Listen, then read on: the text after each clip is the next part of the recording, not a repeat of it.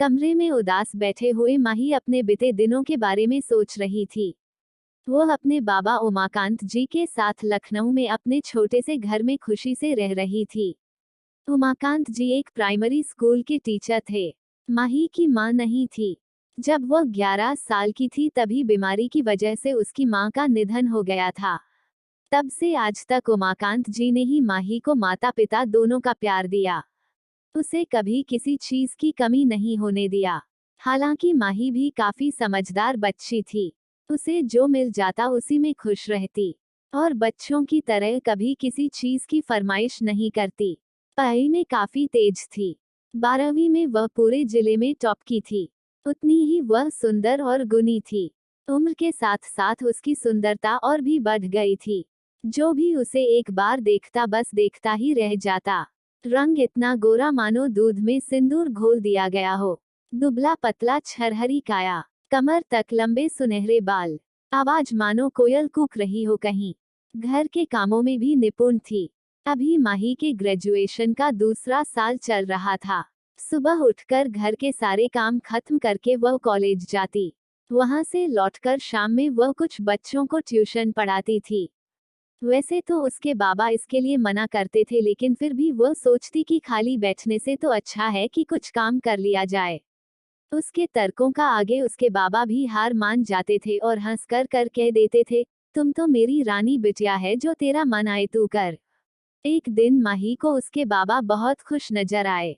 माही, क्या बात है बाबा, आज आप बहुत खुश नजर आ रहे हैं। उमाकांत जी, अरे आ गई बेटा, बैठ, तुझे कुछ बताना है। माही उनके पास बैठ गई। बोलो बाबा, क्या बात है। उमाकांत जी, बेटा मेरे स्कूल में वर्मा सर हैं, तुम उनसे मिली हो ना। माही, हाँ बाबा। उमाकांत जी, उन्होंने अपने बेटे के लिए तुम्हारा हाथ मांगा है। एक ही बेटा है, सरकारी नौकरी करता है। माही, पर बाबा अभी तो मेरी पढ़ाई भी पूरी नहीं हुई है। उमाकांत जी, बेटा उनको तुम्हारी पढ़ाई से कोई ऐतराज नहीं है। माही, बाबा। उमाकांत जी, बेटा मेरा तबीयत भी अब ठीक नहीं रहता है। अपनी जिंदगी में ही तुझे दुल्हन बने देखना चाहता हूँ। मैंने पता किया है, लड़का अच्छा है। फिर रिश्ता सामने से चल कर आया है बेटा। और सबसे बड़ी बात बेटा, उन लोगों को दहेज भी नहीं चाहिए। बेटा तू तो जानती है ना, मेरे पास दहेज देने के लिए कुछ भी नहीं है। माही, बाबा आप ऐसा क्यों बोलते हो, मैं दहेज लेने वालों से शादी भी नहीं करने वाली। उमाकांत जी के आंखों में पानी भर आया। यह देख माही उनके आंसू पोंछ बोली, ठीक है बाबा, मैं तैयार हूँ। उमाकांत जी उसे अपने गले से लगाते हुए प्यार से उसके सर को सहला दिए, मेरी रानी बिटिया, हमेशा खुश रहो। माही शर्माकर अपने कमरे में चली गई। हर लड़की की तरह शादी को लेकर उसके भी कुछ सपने थे। बचपन में माँ उसे कहा करती थी कि एक दिन घोड़े पर सवार होकर उसका राजकुमार आएगा और उसे अपने साथ ले जाएगा। वो आंखें बंद करके उस पल को सोचने लगी जब उसका राजकुमार उसे लेने आएगा। वो उठकर अपने अलमारी से एक डायरी निकाली। उस डायरी के कवर पेज पर राधा कृष्ण जी की सुंदर सी तस्वीर थी। वैसे तो उसे डायरी लिखने का कोई शौक नहीं था, पर जब उसने वह तस्वीर देखी तो खरीदने से खुद को रोक नहीं पाई थी। उसने डायरी खोला और उसके पहले पेज पर सुंदर अक्षरों में लिखा, मेरी शादी। उसने तय किया कि अपनी शादी से रिलेटेड यादगार पलों को वह इसमें लिखेंगी। उमाकांत जी शादी की तैयारी शुरू कर दिए। उनके घर में कोई औरत नहीं थी तो उन्होंने अपने गांव से अपनी एक दूर की बहन को बुलवा लिया। आज शादी का दिन था। उमाकांत जी ने मुंबई में रहने वाले अपने दोस्त अमरेंद्र प्रताप सिंह को भी सपरिवार बुलाया था। अमरेंद्र और उमाकांत जी बचपन के मित्र थे। बड़े होने पर अमरेंद्र जी मुंबई जाकर अपना बिजनेस शुरू किए और फिर वहीं बस गए। उमाकांत जी यहीं लखनऊ में ही रह गए। अमरेंद्र जी की पत्नी वंदना जी सुलझी विचारों वाली औरत थी। उनके दो बेटे थे, कार्तिक और युग। वे लोग भी आ जाने वाले थे। माही बेसब्री से उनका इंतजार कर रही थी। अपनी माँ के बाद उसे वंदना जी से ही तो माँ का प्यार मिला था।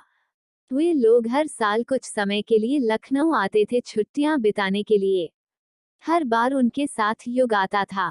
हम उम्र होने के कारण माही और युग में खूब पटता था। दोनों बहुत अच्छे दोस्त थे। दूर रहकर भी उनकी दोस्ती मजबूत थी। माही कार्तिक से कभी नहीं मिली थी, क्योंकि वह ना के बराबर ही लखनऊ आया था। माही दुल्हन बनकर तैयार थी। युग बार बार आकर उसे चिढ़ाकर चला जाता। उमाकांत जी तो अपनी बेटी को दुल्हन बना देख काफी खुश थे। वंदना जी और अमरेंद्र जी भी माही की बलैया ले रहे थे। बाहर मेहमान सब आ चुके थे। सब बारात के इंतजार में थे, तभी उमाकांत जी को लड़के वालों का फोन आया। फोन पर कुछ देर बात हुई, फिर उमाकांत जी की तबीयत बिगड़ गई। उनके सीने में दर्द होने लगा। माही ने जब अपने बाबा को इस हालत में देखा तो वह भी रोने लगी। वंदना जी उसको चुप करा रही थी। फिर वो बाहर चली गई। कुछ देर के बाद वंदना जी और अमरेंद्र जी ने उमाकांत जी से कुछ बात की। फिर उससे उसकी मर्जी पूछी गई। बाबा के हालात को देखकर उसने भी चुपचाप सर झुका लिया। फिर उसके मांग में कार्तिक के नाम की सिंदूर लग गई। ना कोई उत्साह ना कोई उमंग। बाबा की भी तबीयत संभल न सकी और वे भी उसे छोड़कर मां के पास चले गए। माही भी रोते बिलखते वंदना जी के साथ मुंबई आ गई। अमरेंद्र जी उसे संभाल रहे थे। वंदना जी ने तो उसे 1 मिनट के लिए भी अपनी नजरों से दूर नहीं किया। और युग, उसने तो पूरे समय एक सच्चे दोस्त का फर्ज निभाया, उसका साया बनकर। पर कार्तिक जिससे उसकी शादी हुई थी, उसने तो अभी तक एक नजर भी उसे नहीं देखा था। पूरे समय लगा मानो वह उन लोगों के बीच हो ही ना। और अभी नीचे उन्होंने क्या कहा कि वो शादी को मानते ही नहीं। मैं उनके सामने ही ना आऊं। क्यों बाबा, क्यों क्यों मेरे साथ ऐसा हो रहा है? मेरी क्या गलती है? मैंने तो कभी किसी का कुछ नहीं बिगाड़ा। फिर मेरे साथ ऐसा क्यों हुआ? मुझे हल्दी भी लगी, मेरे हाथों में मेहंदी भी सजी, मेरी मांग भी भरी गई, गले में मंगलसूत्र भी पहनाया गया, फिर भी मेरी शादी अधूरी रह गई। क्यों बाबा, क्यों? और वह बिलख बिलख कर रोने लगी।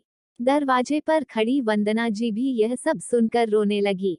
वो दौड़कर अमरेंद्र जी के पास गई और उनको सारी बातें बताया और रोने लगी। कहीं हम लोगों ने माही की शादी कार्तिक से करवाकर कोई गलती तो नहीं कर दिया?